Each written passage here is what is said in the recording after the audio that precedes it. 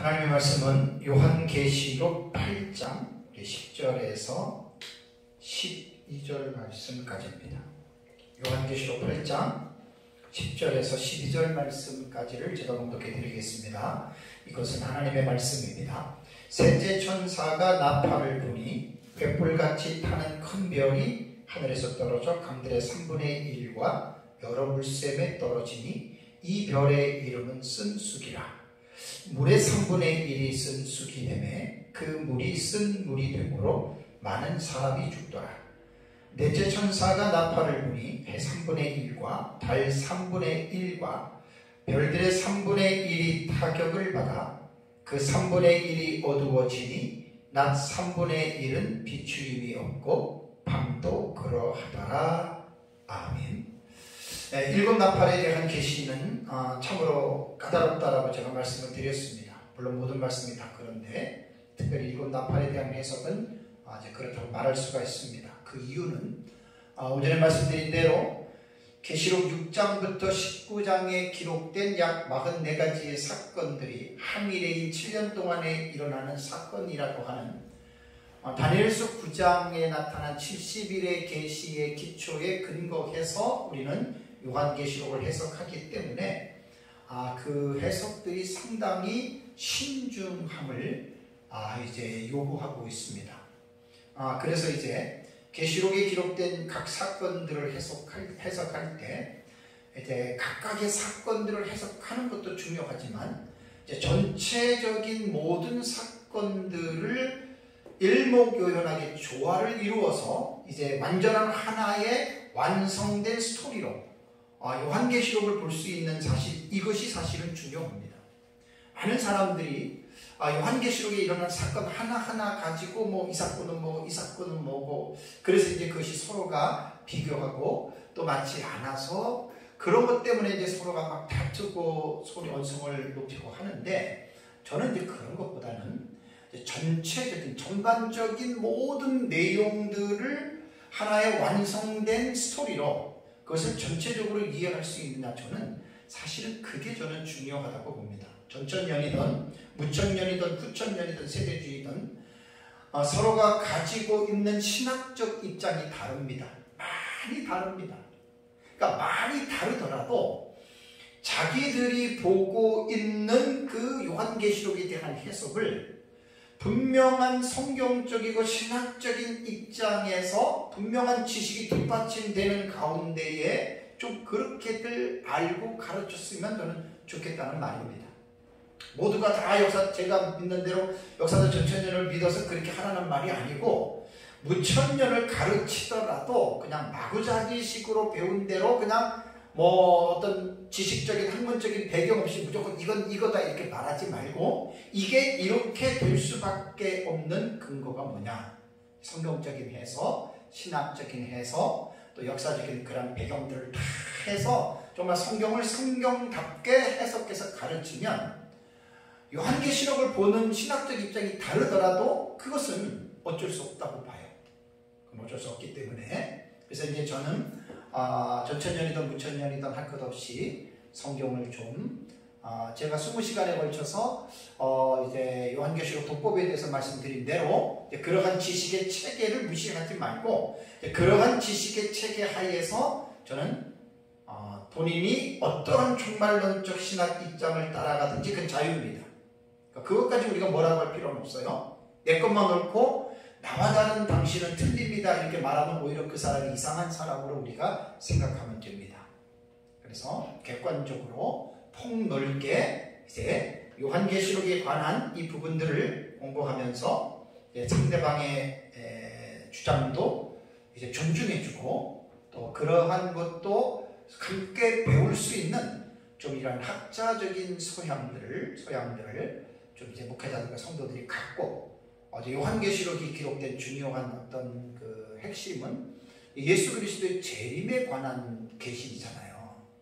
그러니까 전천년이든 무천년이든 할 것 없이 예수님의 재림에 대한 어떤 이 열망이 요한계시록을 통해서 살아나야 돼요. 요한계시록을 통해서 살아나고 또 이러한 예수님의 재림에 대해서 우리가 살고 있는 현 시대에 긴장감을 좀 느낄 수 있는 그래서 거룩한 삶을 좀 추구하는 이제 그러한 삶을 산다면은 저는 어떤 종말론의 체계를 가지고 주장하던 저는 괜찮다고 봅니다. 그래서 오전에는 제가 첫째 나팔과 둘째 나팔에 대해서 여러분들에게 말씀을 드렸는데, 요즘에 제가 지금 설교하는 거는 한일회가 시작이 됐어요. 한일회가 시작이 되는데 6장부터 19장에 약 44가지의 사건을 제가 이제는 사건을 전체적으로 모아서 연대기적으로 지금 설교하는 거예요. 연대기적으로. 그러니까 기록된 순서대로 설교하는 게 아니고, 기록된 순서는 제가 우리 교회에서 2번이나 설교를 했죠. 주의 설교를 8년 전인가 하고 2년 전에부터 제가 또 한 것에 대해서는 더 이상 이제 기록된 대로는 이제 안 하고, 대신에 이제 내용상 구조로 보는 연대기적인 설교를 지금 하고 있는 거예요. 그래서 한일회가 시작이 될 때 한 10가지 정도의 사건이 동시다발적으로 일어난다. 이거 지금 공부하고 있는 거거든요. 그래서 이제 오전에는 첫째 나팔, 둘째 나팔 했으면 약 10가지 사건 중에 7가지 사건을 제가 이제 연대기적으로 설명을 한 거예요. 이제 오후 예배에는 셋째 나팔과 넷째 나팔의 2가지의 나팔에 대해서, 이것도 한일회가 시작이 될 때 나타나는 이제 그러한 사건입니다. 우선 10절 말씀을 먼저 보면 셋째 천사의 나팔을 먼저 보겠습니다. 10절을 보면 셋째 천사가 나팔을 부니 횃불같이 타는 큰 별이 하늘에서 떨어져 강들의 3분의 1과 여러 물샘에 떨어지니라는 말이 있습니다. 그러니까 셋째 나팔이 불려질 때 횃불같이 타는 큰 별이 하늘에서 떨어진 거예요. 어디로? 강과 물샘에 떨어졌다라고 말을 했습니다. 그래서 우선 첫째 나팔의 오전에 말씀드린 걸 잠깐 기억하시면, 첫째 나팔의 피해는 땅의 3분의 1이 피해를 받죠.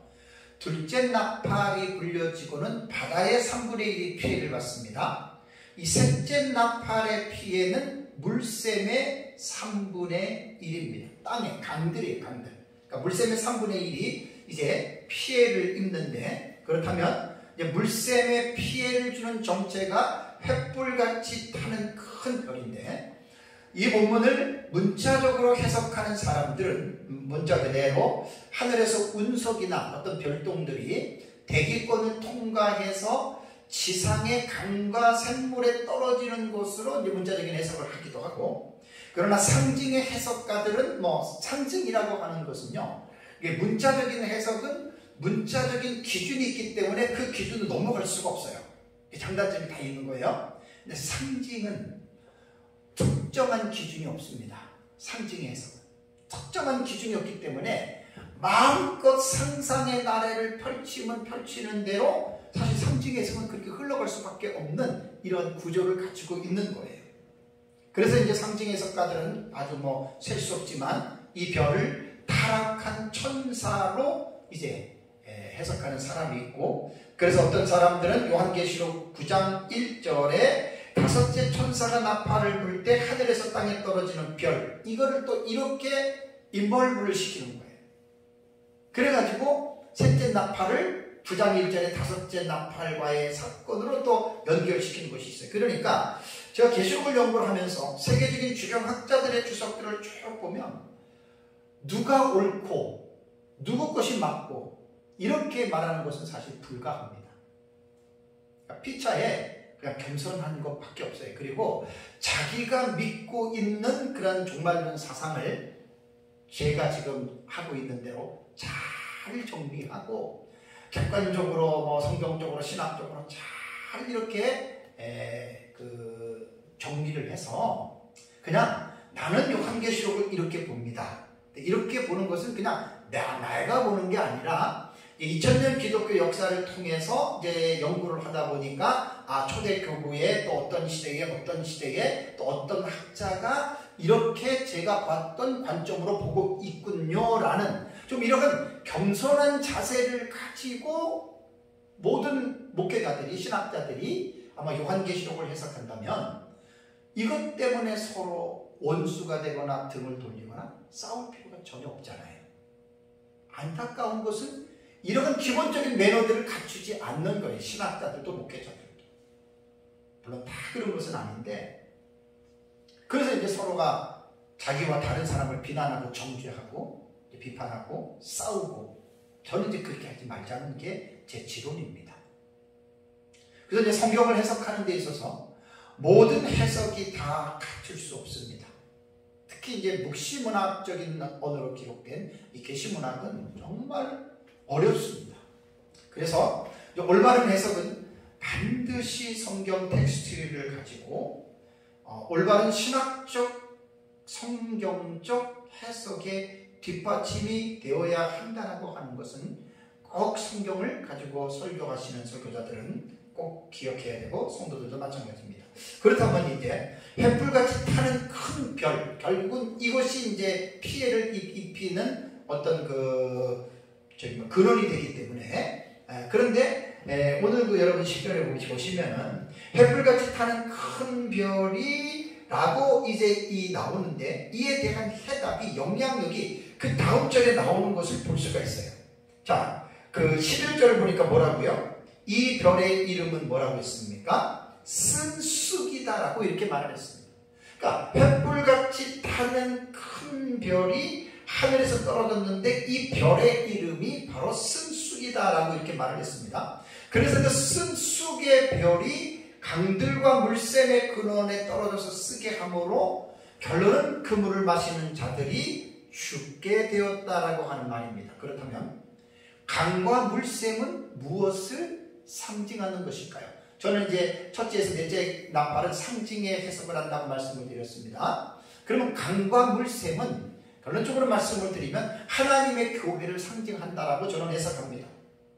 그러니까 이 말이 뭐냐면 하나님의 진리의 말씀을 전해야 할 교회에 이 쓴쑥물이 침투한 거예요. 그래서 이 쓴쑥물이 하나님의 교회에 침투해서 교회에 해를 가하는 것이다 라고 이렇게 해석을 하면 본문에 대한 이 말씀에 대해서는 저는 별 문제가 없다고 생각합니다. 근데 쑥이라고 하는 것은 뭐냐면 요한계시록 안에서 이 쓴 쑥에 대한 정체를 찾아낼 수가 있습니다. 성경이 성경을 해석하는 원리 안에서 성경을 잘 연구하면 사실 성경 안에서 다 연결이 되거든요. 그러면 이 쓴 쑥은 뭐냐? 그것은 계시록 17장에 음녀가 나오죠. 음녀가 세상을 취하게 하는데 무엇으로 세상을 취하게 합니까? 음행의 포도주입니다. 그러니까 쓴 쑥과 음행의 포도주는 표현이 다를 뿐이지 의미는 같은 거예요. 그 어떤 결과는 같은 그러한 의미입니다. 그러니까 계시록 17장에서 음녀가 주는 이 음행의 포도주를 마시고 왕들과 세계에 있는 모든 사람들, 특히 교회까지 그 음녀가 주는 음행의 포도주를 마시고 성도들 또한 하나님을 떠나는 배도의 그러한 결과들이 여러분에 이제 나타난다는 거예요. 참 이 요한계시록 안에 사탄의 삼총사라고 하잖아요. 적그리스도, 그 다음에 거짓 선지자, 그 다음에 음녀예요. 요 세 가지의 사탄의 삼총사를 분명하게 기억을 하고 있어야 됩니다. 세상 편에서는 너무나 중요한 그런 인물들인데 적그리스도와 거짓 선지자는 단일 인물입니다. 단일 인물. 이들은 종교계에 있는 그러한 어떤 범주보다는 정치인으로 보는 것이 가장 옳습니다. 그래서 이제 계시록 13장을 보면은 1절에서 10절, 그게 이제 바다에서 올라오는 짐승은 적그리스도인데 그 본문을 잘 주의하면 정치인으로 볼 수가 있어요. 그 다음에 11절부터 18절에 나오는 땅에서 올라오는 짐승, 이 짐승이 바로 거짓 선지자거든요. 거짓 선지자들은 우리가 생각하고 있는 예수님 당시 때에 있었던 거짓 선지자, 물론 구약 시대에도 있었고 예수님 당시 때도 있었고 지금도 하나님의 말씀을 거짓으로 가르치는 무리들이 있습니다. 그런데 계시록 13장에 나오는 땅에서 올라오는 짐승이 거짓 선지자는 그런 종교적인 인물을 말하는 게 아니고 적그리스도인 정치적인 단일 인물 밑에서 철저하게 그의 하수인이 되는 그 인물을 거짓 선지자라고 우리는 부른다는 이야기입니다. 그러고 나서 계시록 17장에 나오는 음녀는 종교적인 공동체입니다. 종교적인 무리입니다.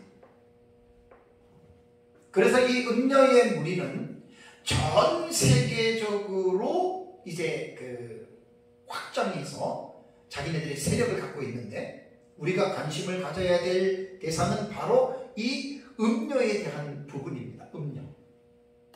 그래서 이제 전에도 많이 말씀을 드렸지만, 음녀는 이제 로마 가톨릭이 음녀의 본산지가 되는 거는 나는 확실하다고 믿습니다. 로마 가톨릭이 음녀의 본산지가 되어서 교황이 음녀의 머리니까 큰 음녀가 나오는 거예요. 17장에. 그게 이제 우두머리고, 그리고 그 음녀의 무리는 전 세계의 종교를 하나로 통합합니다. 참 기가 막힙니다. 타종교고 뭐고 이제 소용이 없어요. 로마 가톨릭이라고 하는 이 거대한 무리 안에 모든 종교들이 다 이제 합하게 되어져 있어요. 다 합칩니다. 거기에 물론 기독교회도 일부의 무리들이, 그게 이제 신앙의 진리에서 탈선하고 변질된 이러한 기독교 무리들이 로마 가톨릭과 이제 하나의 어떤 합일체가 되는 거죠. 이건 참 너무너무 지금 심각한 문제입니다. 그래서 결국은 횃불같이 타는 큰 별은 뭐냐? 이것은 사탄이 보낸 타락되고 변질된 사상입니다. 복음으로 말한다면 거짓 복음입니다. 지금 우리 이 시대에, 2022년 우리 이 시대에 21세기는 벌써 등장했습니다. 예수님 외에도 구원 얻을 수 있다. 그리고 모든 종교에도 다 구원을 받을 수 있다. 이게 종교다원주의 사상이잖아요. 벌써 이것이 여러분 현실화가 됐습니다. 통일교나 신천지나 다른 타종교에서조차도 지금 종교는 하나가 돼야 된다라고 지금 종교 통합을 외치고 있어요. 이만희도 그렇고 여호와의 증인도 그래요. 벌써부터 여호와 증인은 수십 년 전부터 그렇게 했습니다.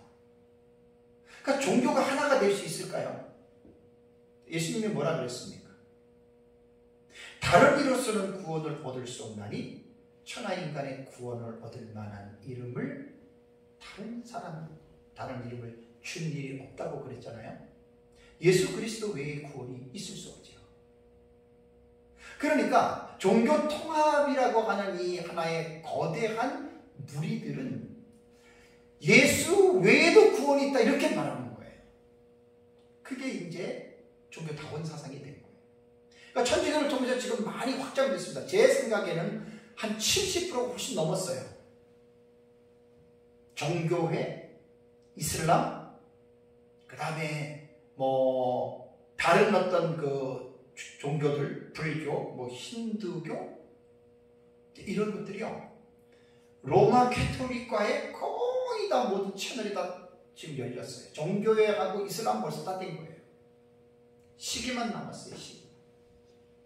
불교나 힌두교나 이런 종교들이 있잖아요. 다 들어오게 되어 있습니다.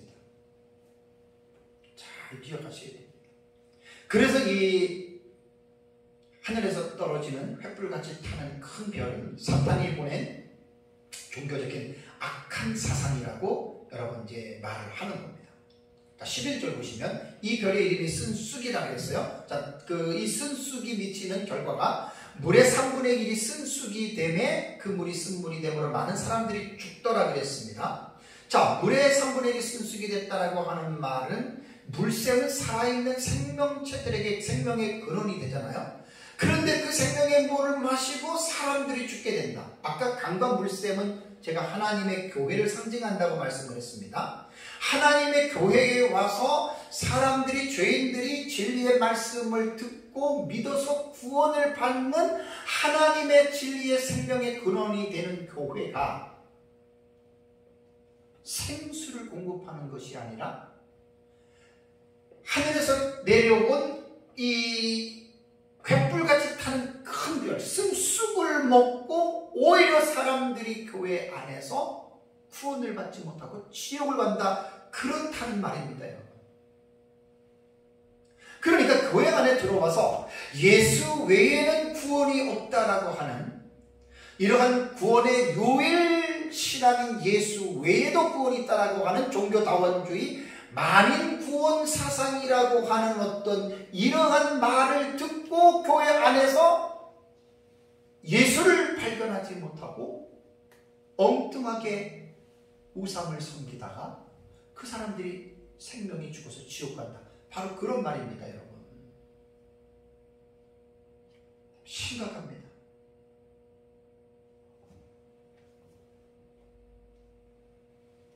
데살로니가 후서 2장 3절을 보면 누가 어떻게 하여도 너희가 미혹되지 말라. 먼저 배교하는 일이 있고 저 불법의 사람 곧 멸망의 아들이 나타나기 전에는 그날이 이르지 아니하리니 라는 말씀이 있습니다. 그러니까 예수님이 언제 재림하냐? 예수님 재림하면 세상이 심판을 받잖아요. 그래서 데살로니가 교회 성도들은 예수님 승천하시고 나서 계속 예수님의 재림을 기다리면서 곧 그러면서 자기네들끼리 모여가지고 뭐 신비한 어떤 경험들, 그래서 이제 예수님 곧 온다, 얼마 안 있어 온다, 이제 이런 얘기들을 해가지고 데살로니가 교회 간의 종말론의 혼란이 야기됐습니다. 그래서 사도 바울이 데살로니가 교회 성도들에게 누가 어떻게 하여든 미혹되지 말아라. 예수님 재림하고 이 세상의 심판이 임하기 전에는 반드시 배교하는 일이 있을 것이다. 이 말은 뭐냐면 지상의 교회 중에 많은 무리들의 숫자가 교회를 떠난다는 거예요. 이게 배교예요. 그러니까 뭐 몇 사람, 뭐 한두 사람, 뭐 1%, 2%, 3% 그 정도가 아니라 최소한 한 30% 정도의 사람들이 기독교에서 떠나는 거예요. 앞으로 잘들 보세요. 이번에 뭐 코로나 때문에 교회들마다 한 출석률이 한 30% 정도가 평균적으로 이제 안 나온다고 하더라고요. 이런 것을 배교로는 나는 안 봅니다. 성경에서 말하는 배교는. 물론 기독교가 어떤 하나의 특정한 사건 때문에 기독교가 어떤 그 감소가 되는 이런 코로나 때문에 있었는지는 몰라도 데살로니가에서 말하는 바울이 말한 그거는 저는 아직 안 됐다고 봅니다. 그런데 이런 배교하는 일이 있고 그 다음에 이제 불법의 사람 곧 멸망의 아들이 나타날 것이다. 바울의 표현입니다. 그게 바로 불법의 사람과 멸망의 아들이 바로 이제 적 그리스도라고 하는 것 기억해야 됩니다. 그렇기 때문에 말세를 살아가는 성도들은 교회를 다닌다고 만족할 것이 아니라 자기가 다니고 있는 교회 안에 진리의 생수가 강단에서 쏟아지느냐, 아니면 강단에서 사탄이 보낸 악한 그러한 그 복음이 횃불같이 타는 큰 별인 쓴쑥의 복음이 교회 안에서 전파되느냐, 이것을 성도들은 잘 살펴야 됩니다. 교회라고 다 교회가 아닙니다. 교회에서 말씀을 전한다고 다 진리를 전하는 거 아닙니다. 그럴듯한 성경의 말씀을 설교자가 설교를 하지만 진리와의 다른 말씀이 너무나 많이 난무하고 있다고 하는 사실을 여러분들이 꼭 기억을 해야 합니다. 아시아에 있었던 7교회 가운데 우리가 두아디라 교회의 모습을 기억하시죠? 두아디라 교회는 참 좋은 교회였습니다. 시간이 지날수록 두아디라 교회는 나중에 행위가 처음보다 더 나은 그런 훌륭한 교회였습니다. 2장 19절에 나오죠. 그런데 그러한 교회에 자칭 선지자라 하는 여자 이세벨이 두아디라 교회에 들어가서 자리를 잡습니다. 그러나서 이 이세벨이 그렇게 좋은 교회의 성도들에게 말씀을 가르치는데 그 말씀이 쓴 쑥물의 사상을 그 좋은 교회 성도들에게 가르친 거예요.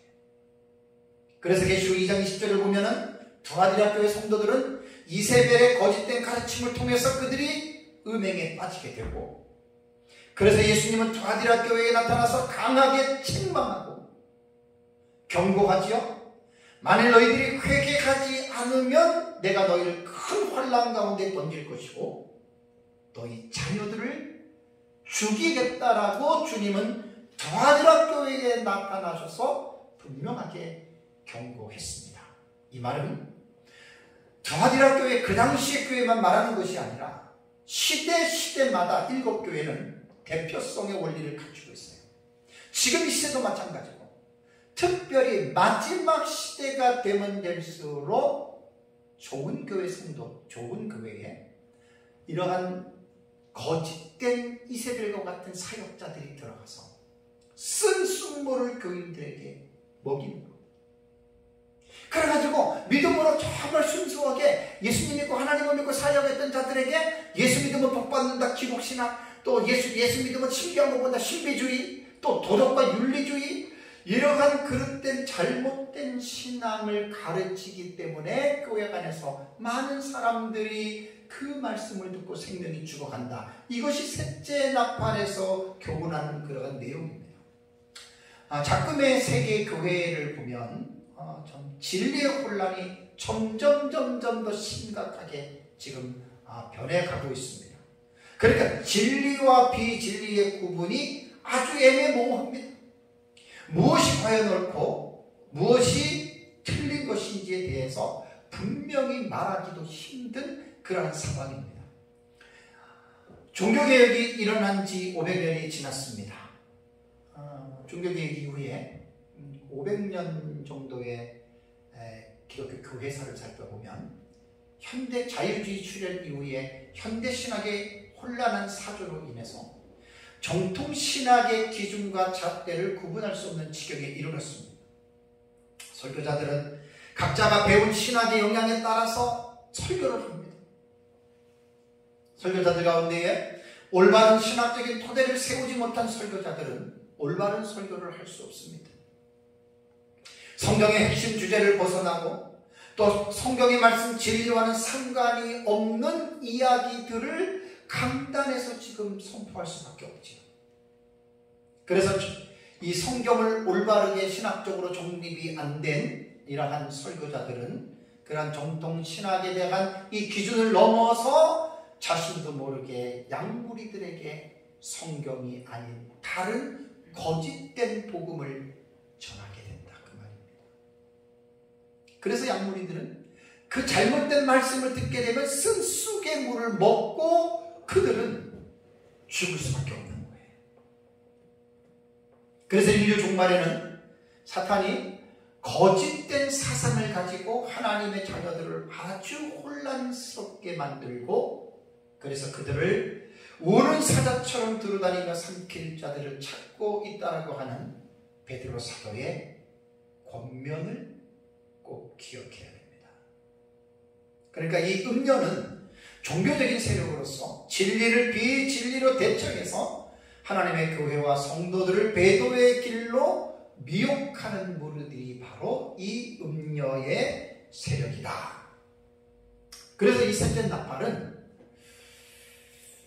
횃불같이 타는 큰 별이 곧 쓴 쑥이 하나님의 교회에 떨어지는 그 물샘과 강이 하나님의 교회라고 그랬어요. 그래서 교회 안에서 쓴 쑥물 거짓된 하나님의 진리의 말씀을 가르쳐서 교회 안에 생명수의 생물을 마시려고 들어간 자들이 쓴 쑥물을 먹고 그들이 많이 죽을 것이다.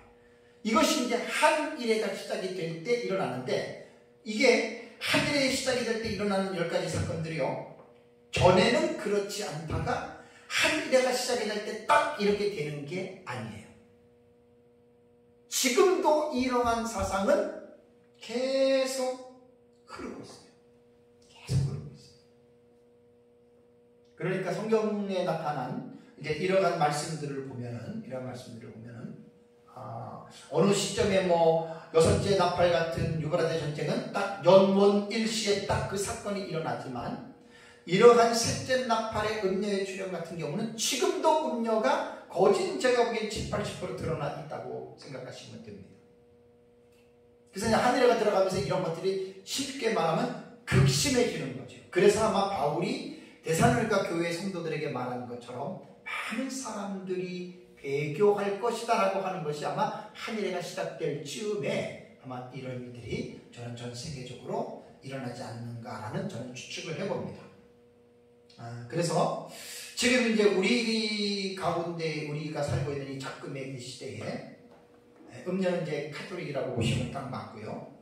로마 카톨릭이 결국은 이제 기독교를 지금 꼬드기고 있잖아요.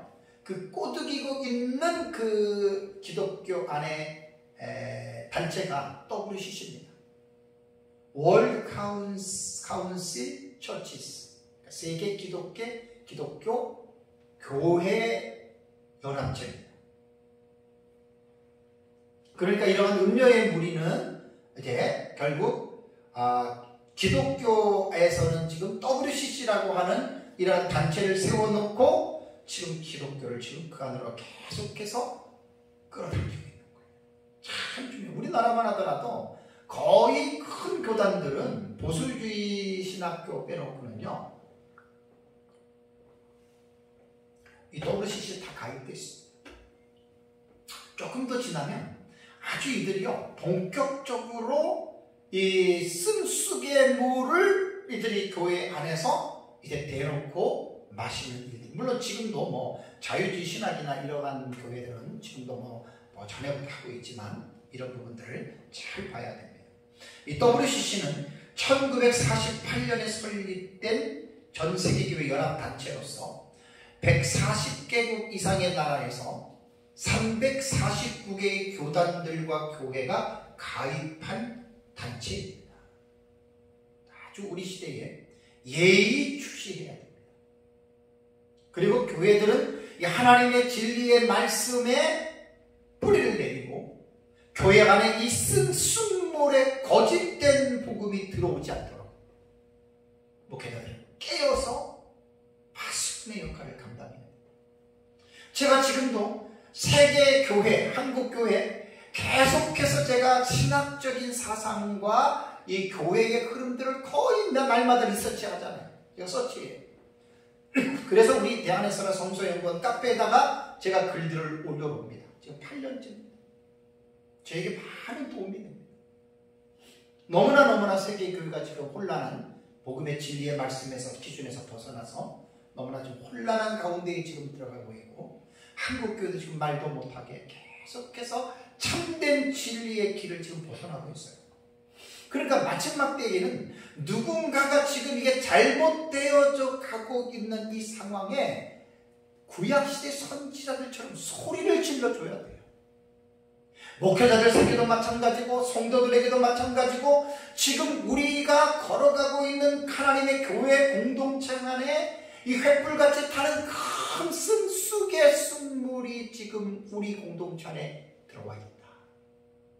이거 마시면 죽는다. 이걸 지금 외쳐줘야 돼요. 그냥 교회가 그냥 우리끼리 모여서 그냥 하나님 믿고 예수 믿고 잘 먹고 잘 살고 복 받고 살아가는 지금 그게 아니라 우리가 지금 진리의 올바른 그 길을 지금 걸어가고 있는지, 아니면 지금 우리 교회 안에 이 쓴쑥물이 계속해서 지금 그 벽을 통해서든지 밑으로 통해서 들어오든지 지금 이것이 흘러 들어오고 있지 않는지를 교회의 지도자들은 늘 깨어서 살펴봐야 됩니다. 다음에 이제 네 번째 나팔을 보겠습니다. 네 번째 나팔. 자, 네 번째 나팔에 대한 계시는요, 네 번째 나팔의 계시는 12절에 나오죠. 12절에 보시면, 넷째 천사가 나팔을 보니 해 3분의 1과 달 3분의 1과 별들의 3분의 1이 타격을 받아 그 3분의 1이 어떻게 해요? 어두워지니 낮 3분의 1은 비추임이 없고 밤도 그러하더라. 자, 넷째 나팔이 좀 특이하죠. 넷째 천사가 나팔을 보니까 1월 성신의 3분의 1이 타격을 받았다는 내용입니다. 자, 여기에 타격을 받았다. 물론 우리말도 보면 이제 수동태로 이제 번역이 됐는데, 타격을 받는다라고 하는 말이 에플레게라고 하는 이 단어는 플레소라고 하는 이 동사의 수동태입니다. 과거 수동태예요. 그런데 이 플레소라고 하는 뜻이 뭐냐면 치다 혹은 때리는 거예요. 이 동사 플레소라고 하는 이 단어는 신약 성경에 딱 요한계시록 이곳에만 딱 한 번 나오는 단어입니다. 자, 해달별이 어떤 곳으로 맞아서 어두워졌는지는 우리는 몰라요. 여러분 한번 상식적으로 생각해 볼까요? 무엇이 해와 달과 별을 때릴 수 있을까요? 누가?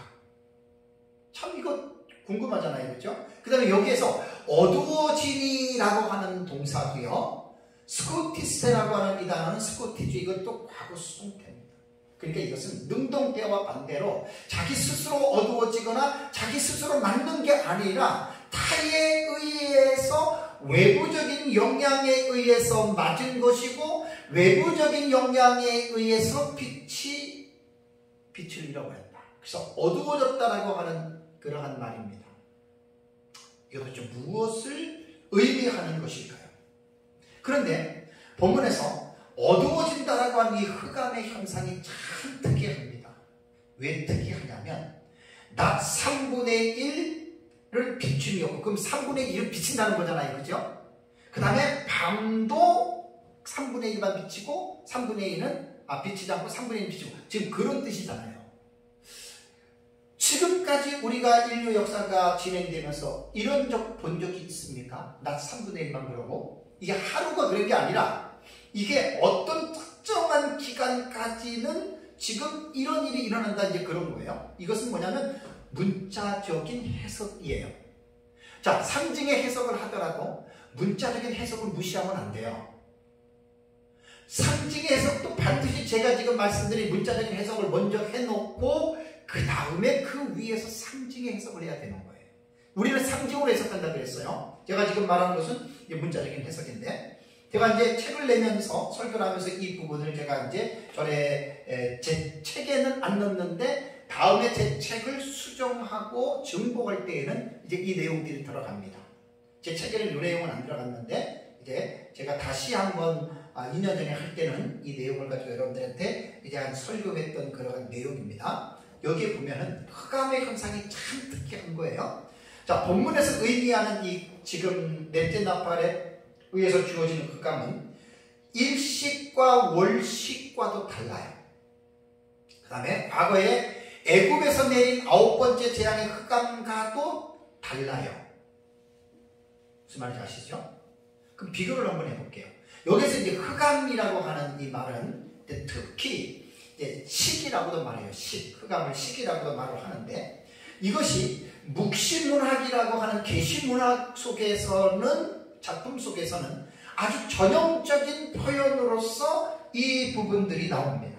그러니까 요한계시록이 묵시문학적인 언어로 기록이 되어졌기 때문에 이미 묵시문학에는 이런 용어들이 아주 자연스럽게 이제 나온다라고 하는 그러한 말입니다.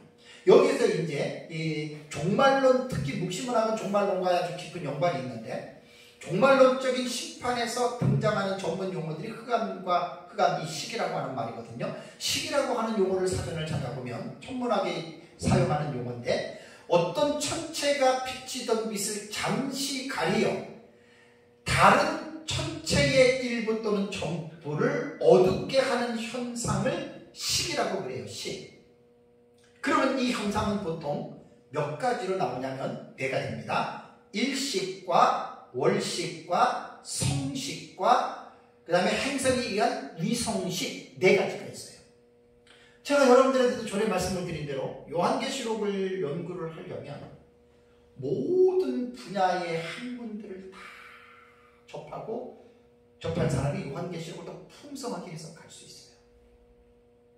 천문학, 제가 지난번에 한번 설교할 때 그 말 했잖아요. 그죠?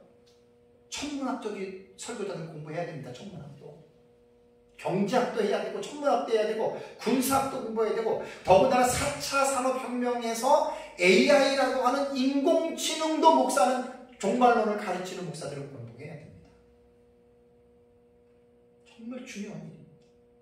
그래서 천문학에서는 이 4가지의 어떤 흑암이 있는데, 일식은 지난번에 말씀드린 대로 지구와 태양이 있잖아요. 그죠?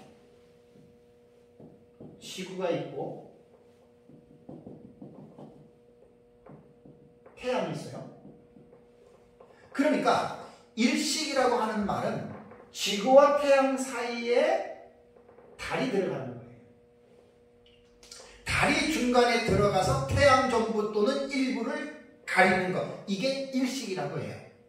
다음에 월식은 달이 지구의 그림자 하나에 가려져서 전부 또는 일부 달이 안 보여요. 지구의 그림자로 인해서. 그걸 월식이라고 하는데 이제 이것이 계기월식 혹은 부분월식이라고 천문학에서는 이야기를 합니다. 그러니까 이 계기월식은 달 전체가 지구의 본 그림자에 들어가서 해의 빛을 완전히 달이 빛을 받지 못해요. 달은 제가 그 행성이라고 그랬잖아요. 빛을 내는 그 행성이 아니에요. 그런 것이 아니기 때문에 태양빛이 없으면 달은 안 보여요. 그렇게 생각하시면 되는 거예요. 그 다음에 이제 부분월식은 달이 일부분이 지구의 그림자의 일부분만 가리는 것을 이제 부분월식이라 하고, 다음에 세 번째 성식이라고 하는 말은 뭐냐면 행성이나 항성의 달이 가려서 보이지 않아요. 그러면 지구와 태양 사이에 9개의 행성이 있죠, 그죠? 9개의 행성, 수성, 금성, 그 다음에 그 지구 요 밑에 수성하고 금성이 있어요. 네, 그 다음에 이제 지구 다음에 이제 화성, 목성, 토성, 천왕성, 해왕성, 명왕성 이렇게 9개가 태양계에 이렇게 있습니다. 그러니까 여기서 성식이라고 하는 말은 뭐냐면 행성이나 혹은 항성, 행성은 빛을 발하지 않는 별이고 항성은 빛을 발하는 거예요. 그러니까 이러한 것들이 달에 가립니다. 달이 이게 지금 지구를 이제 공전을 하잖아요, 그죠? 달이 지구는 태양 주변을 1년에 한 바퀴 돌고, 그죠? 달은 또 하루에 한 번 또 지구를 이렇게 공전을 하고, 그죠? 이제 그러한 가운데서 위성식이라고 하는 말은 성식이라고 하는 말은 행성이나 항성에 의해 항성이 달에 딱 가리게 돼서 어떤 위치에 가면 달 때문에 안 보여요, 그 행성이. 그거를 성식이라고 이야기를 합니다. 행성은 이제 빛이 없는 그 별들을 행성이라고 하고, 항성은 빛을 내요. 그래서 이제 북극성, 북두칠성, 견우성, 직녀성 이러한 별들은 고유의 빛을 가지고 있기 때문에 항성이라고 하죠. 참 저는 천문학을 공부를 안 해봐서 잘 모르는데 이제 설교를 하기 위해서 이런 것들을 이렇게 공부하다 보면 참 공부할 게 너무나 많다 이런 생각을 합니다. 그러니까 지금 우리가 성경을 이제 읽을 때 여기서 지금 네 번째 천사의 나팔 속에서 지금 흑암이거든요. 일종의 시계 현상이에요. 어두워지는 그 부분이에요. 그러니까 이것이 아까 제가 말씀을 드린 대로 지금까지 이런 일은 없었어요. 그러니까 일식과 월식과 성식과 그 다음에 위성식이라고 하는 거라면 공중에 인공위성들이 있죠, 그죠? 지금 인공위성들을 많이 지금 띄워놨습니다. 근데 그 인공위성도 어떤 위치에 가면 지구와 달 사이에 그 인공위성들이 빛을 차단하게 해요. 그게 위성식이라고 합니다. 앞으로 나라마다 공중에 인공위성을 많이 띄울수록 이러한 위성식의 현상은 점점점 많아지는 거예요. 그래서 정지위성의 경우 또 위성이 지구 궤도를 따라서 도는 위성이 있고 또 정지된 위성이 있잖아요. 근데 정지위성의 경우에는 봄과 가을에 각각 45일 정도 이런 현상이 나타난다라고 합니다. 근데 참 지난번에도 말씀을 드린 대로 이게 이제 이 태양의 빛이 어떤 이런 위성식에 의해서 인공위성 사이에 예를 들어 태양열을 받지 못하면 지구에는 어떤 문제가 생기는 줄 아시죠? 태양열을 사용하는 태양전지가 작동을 안 해요. 이건 아마 과학자들이 다 알고 있습니다. 그래서 이제 이런 것들을 비교해서 각 나라마다 이제 그 태양의 전지가 태양열을 받지 못하면 이제 그 전기가 공급이 되지 않기 때문에 기기를 운용하기 위해서 필요한 용량의 축전지를 탑재하는 이러한 것들을 계속해서 이제 과학적으로 만들어내는 것입니다. 어쨌든 넷째 나팔에 나타난 이 흑암은 일식이나 월식이나 성식이나 위성식 때문에 가리워지는 것이 아니라고 하는 것을 여러분 기억을 해야 됩니다. 그리고 1월 성신이 타의 수동태니까 타에 의해서 외부에 의해서 타격을 받은 거잖아요. 그래서 달, 별, 태양, 빛을 빛을 잃어버리는데 완전히 잃어버리는 것도 아니에요. 낮 3분의 1과 밤 3분의 1만 빛을 내지 않는다. 천지창조 이래 이런 일은 없었습니다. 참 신기합니다. 그래서 성경에 나타난 이 어둠의 의미는 무엇을 말하냐면 악의 세계의 특징입니다. 그리고 또 이 어둠은 하나님의 심판으로 심판의 상징으로 사용이 됩니다. 아모스 선지자는요, 아모스 8장 9절에 이런 말을 했습니다. 여호와의 날은요, 해를 대낮에 치게 하고 백주의 땅을 캄캄하게 할 것이다. 이런 말이 있어요. 해를 대낮에 치게 한다. 뭐 일종의 어떤 그 일식 같은 어떤 뭐 현상이 또 주기적으로 일어나는 경우가 있는데 그런 뭔지는 몰라도 이렇게 말을 했고요.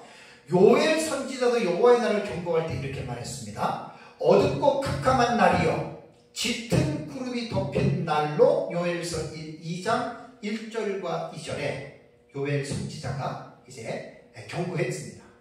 그리고 이제 여호와의 날은 2장 10절을 보면 그 앞에서 땅이 진동하며 하늘이 떨며 해와 달이 캄캄하며 별들이 빛을 거두도다. 이 요엘서 2장에 나오는 1월 성신이 빛을 내지 않는다는 말은 무엇입니까? 단순한 일식, 월식, 성식 혹은 위성식과는 다른 아마 넷째 천사, 넷째 나팔에서 불려지는 그 문자적인 해석이지만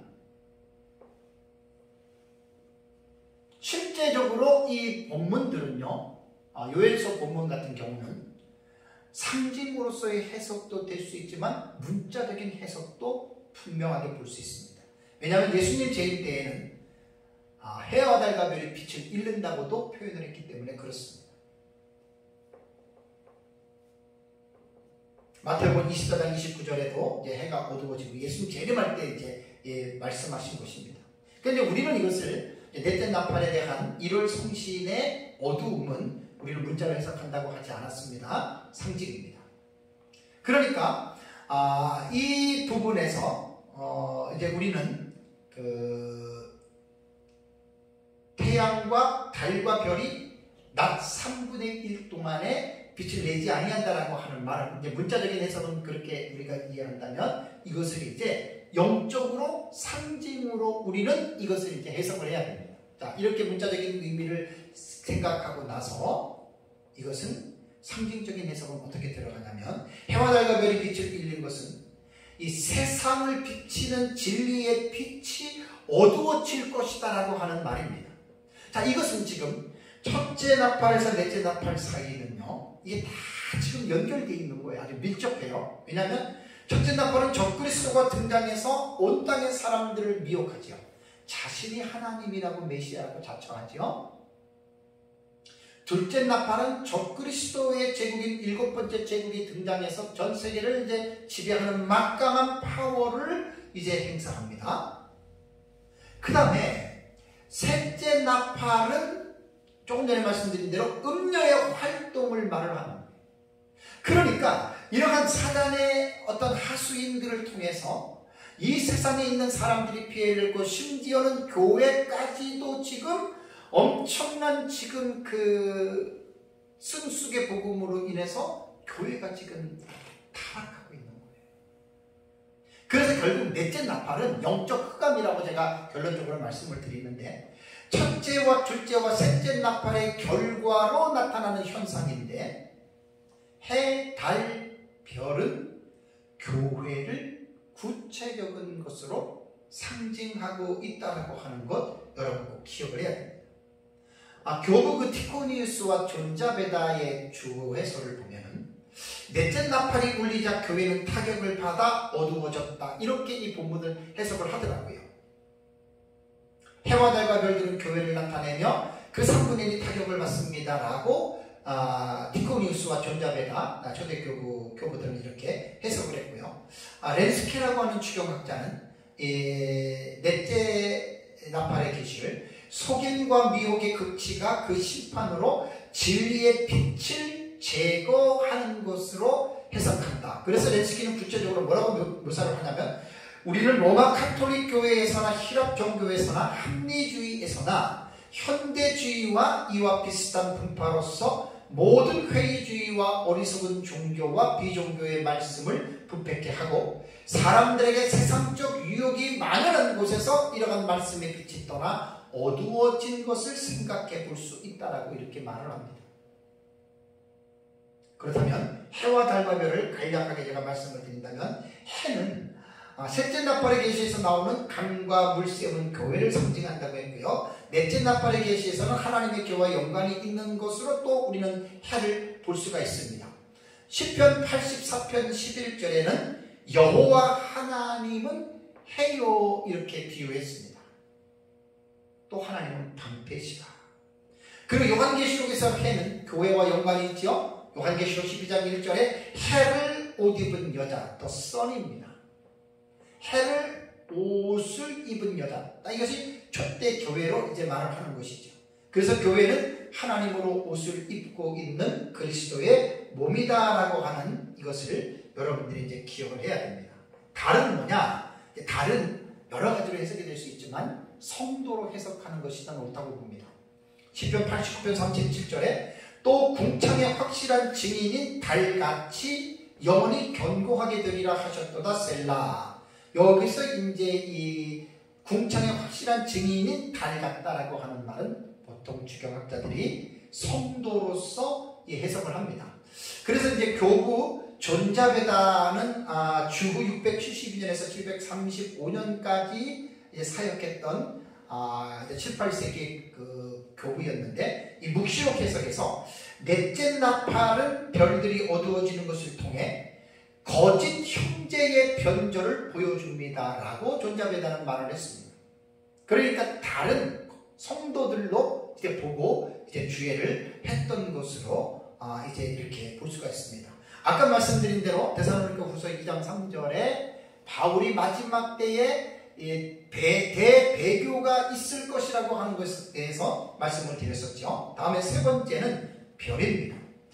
요한계시록에서 별은 누구를 상징하냐면 교회의 사자들인 종을 말하고 그리고 때로는 천사와 사탄도 별로 묘사를 합니다. 그러면 여기에서 넷째 천사가 나팔을 불 때 나오는 별은 누구일까요? 교회의 종들일까요? 아니면 천사일까요? 아니면 사탄일까요? 그거는 문맥을 보고 결정해야 됩니다. 문맥을 보고 결정을 해야 되는데 넷째 나팔에서 묘사하고 있는 이 별은 바로 교회의 지도자로 보는 것이 가장 타당합니다.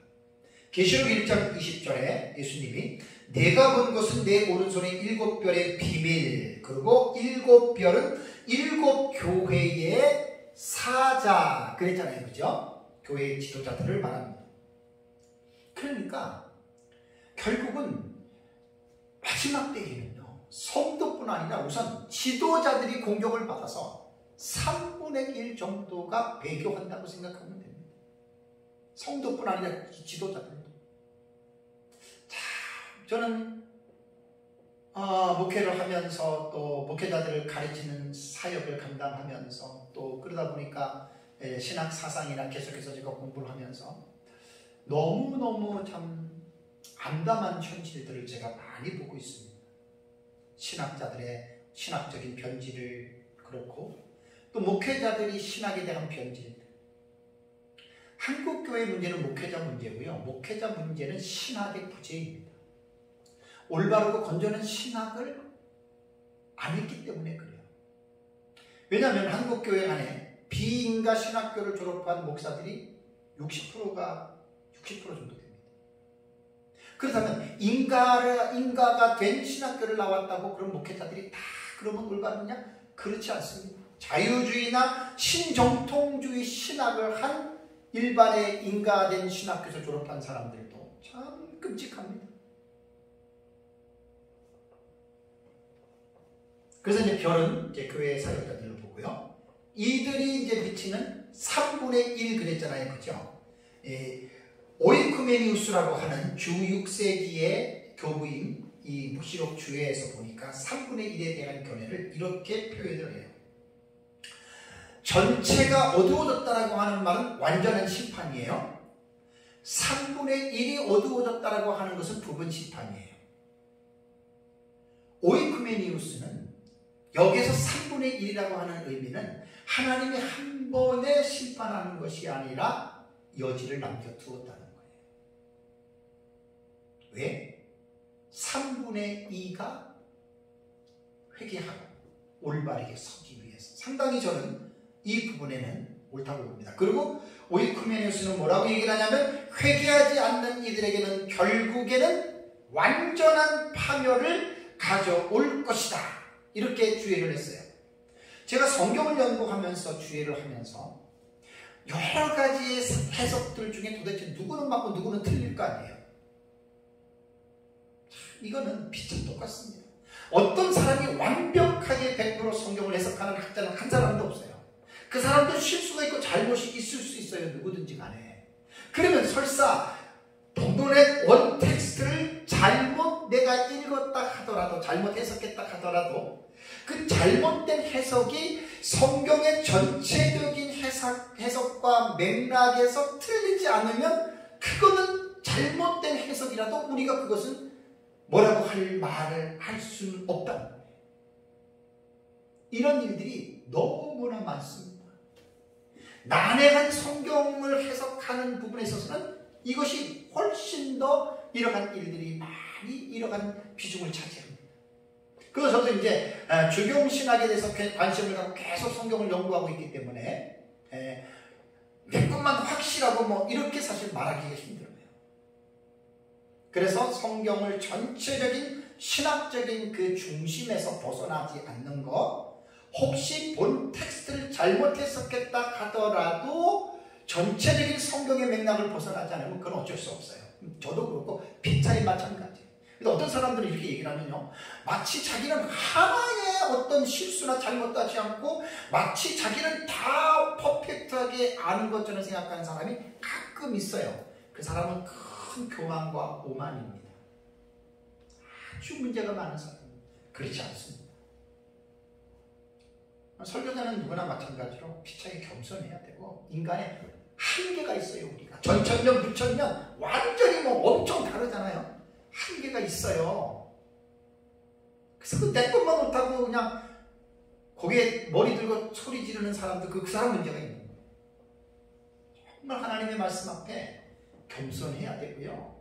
정말 그래야 돼요. 그러니까 3분의 1은 그런 의미고, 여기서 낮과 밤이라고 하는 말은 뭐냐면, 낮은 교회와 하나님의 자녀들의 속성과 영향력을 의미하는 것으로 보면 됩니다.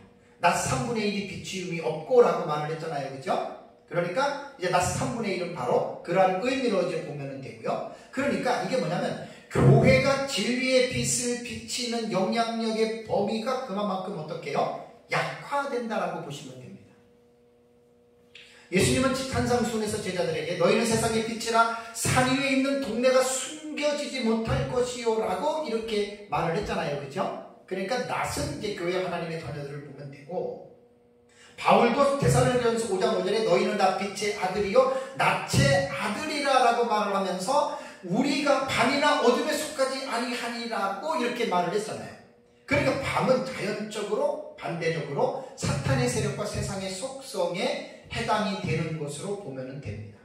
그러니까 밤이 더 3분의 1이 빛을 내지 않는다는 말은 뭐냐면, 세상은 가면 갈수록 더 사악해지고, 가면 갈수록 세상은 더 끔찍한 어떤 아비규환의 현장으로 이 세상이 바뀌어져 간다라고 하는 것을 여러분 생각을 하시면 됩니다.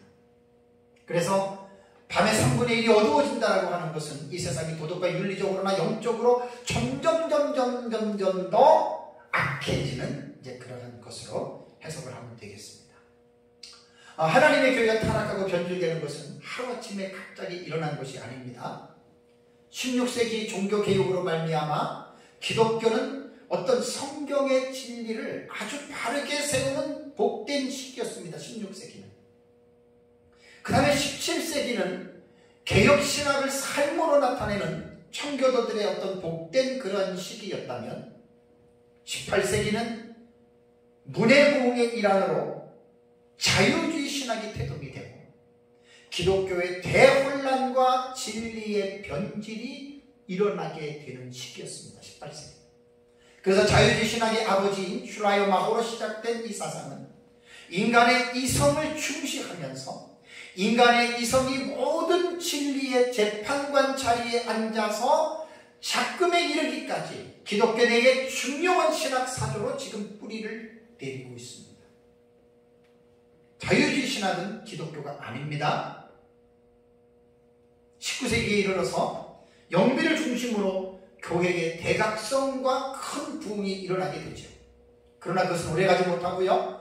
19세기 후반부터는 유럽과 미국 교회의 힘을 잃어버리기 시작했고 20세기에 이르러 자유주의 물결에 완전히 유럽 교회가 완전히 휩쓸리게 되죠. 영미 유럽 교회. 그래서 미국과 유럽의 기독교가 이제 종교개혁 이후 약 200여 년이 지나면서 19세기가 되면 300여 년 지나면서 해와 달과 별들이 빛을 잃기 시작했고요. 그 다음에 20세기 후반에는 급기야 종교 다원주의라고 하는 이 회개망측한 괴상한 사상이 지금 교회 안에 쓴물로 들어와 있지 않습니까? 앞으로 기독교는 점점 더 진리의 빛을 잃어버린 이러한 약화된 상태가 이제 계속해서 진행될 것입니다. 그렇다고 해서 우리가 넋을 잃고 우리는 바라만 볼 수 없습니다. 진리가 빛을 잃어가고 있는 시기에 깨어서 진리를 파수하고 진리의 빛을 여러분 우리가 비춰야 돼요. 그래서 계시록에 나오는 7교회는 전 교회 시대의 모습을 묘사하는 것인데 어느 시대든지 교회는 7교회의 모습 안에 다 들어가 있습니다.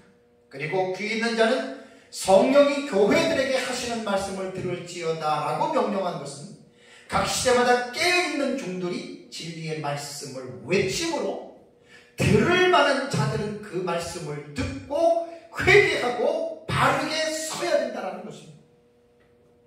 우리는 무너져가는 교회를 보고 가만히 있어서는 안 됩니다.